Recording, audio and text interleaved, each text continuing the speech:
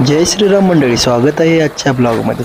खूप दिवसानंतर मी ब्लॉग बनवत आहे कारण की कामातून मला टाईमच भेटला नाही. मंडळी, आज मी निघालो आहे तिथीनुसार शिवराज्याभिषेक सोहळ्यासाठी.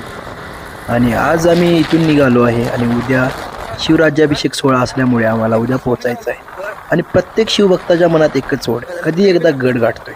आमच्या गावापासून दुर्गराज रायगड तब्बल 350 किलोमीटर दूर आहे. पण अंतर किती असो, जिद्द कमी नव्हती. घरातून निघालो बरोबर पहाटे 3:30 वाजता. गार वाऱ्यात बाईक सुसाट सोडली आणि आमचा पहिला टप्पा आला थेट कोगनोळीमध्ये. 350 किलोमीटर प्रवास करायचा म्हणजे गाडीची भूक पण मोठी असणार. म्हणून आम्ही सगळ्यात आधी थांबलो पेट्रोल पंपावर.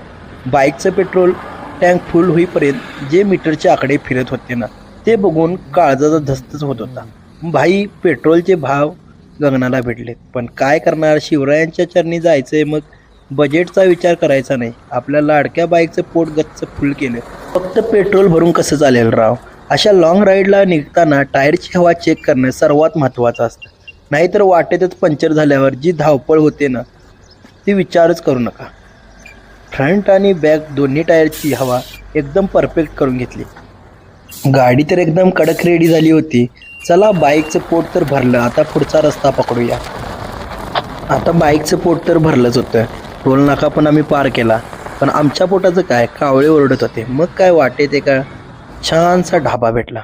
गाडी लावली आणि आमचं पण एक पोटपूजा उरकून घेतली. पोट भरल्यानंतर प्रवासाची मजा काही वेगळीच असते बॉस.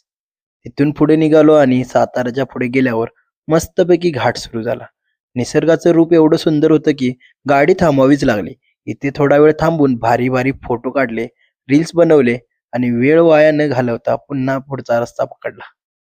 पण खरी मजा तर पुढेच होती. आम्ही जसे पोलादपूरमध्ये पोचलो तसं वरुण राजाने आमचं स्वागतच केलं. कडक पाऊस सुरू झाला. मग काय, आम्ही पण आमचे स्पेशल 100 रुपयाचे ब्रँडेड रेनकोट काढले, स्वतःला पॅक केलं, पाठीवरच्या बॅगेला पण पॅक केलं.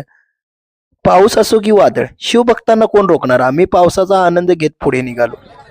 आणि फायनली आम्ही 350 किलोमीटरचा प्रवास करून पोचलो दुर्गराज रायगडाच्या पायथ्याशी. समोर गड बघून सगळा थकवा गायब झाला. गड चढायला सुरुवात करण्यापूर्वी रायगडाच्या पहिल्या पायरीचा मनोभावाने दर्शन घेतले, डोक्याला माती लावली आणि आमची मुख्य मोहीम सुरू झाली. हर हर महादेव म्हणून पाऊस, थंड हवा आणि मनात शिवरायांचे विचार अशा वातावरणात पायऱ्या चढत आम्ही अखेर वर गडावर पोहोचलो. मंडळी, हा प्रवास तर फक्त सुरुवात होती. आता गडावर तिथीनुसार शिवराज्याभिषेक सोहळा कसा झाला, तिथे काय काय पाहायला मिळालं, शिवभक्तांचा उत्साह कसा होता, हे सगळं तुम्हाला बघायचं असेल तर यापुढे सगळे व्हिडिओ आणि मुख्य सोहळ्याचा ब्लॉग माझ्या याच यूट्यूब चॅनलवरती पाहायला मिळणार आहे. जय जिजाऊ, जय शिवराय.